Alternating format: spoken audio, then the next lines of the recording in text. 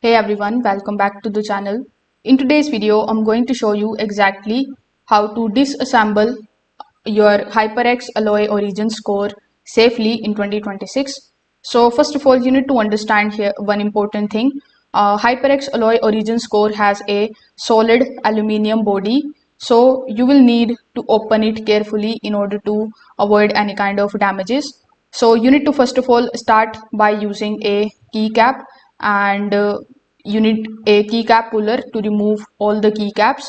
This makes it easier for you to access the screws and also prevents the damage during the assembly.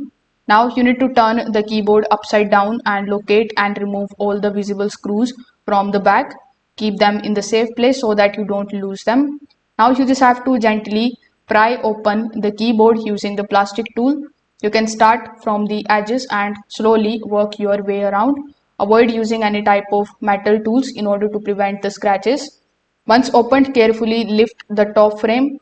Be cautious of the internal cables connecting the PCB and case. Do not pull forcefully. Now you will see the internal components like PCB, which is the main board. Then there would be the switches. Then there would be the stabilizers. So at this stage, you can clean and inspect the keyboard. After finishing, place everything back carefully. Align the frame, tighten the screws and reinstall the caps. Just make sure that everything fits securely. So you can try all of these methods in order to safely disassemble your HyperX Alloy Origin score. If this video helped you out, make sure that you like this video and subscribe to the channel. Thanks for watching.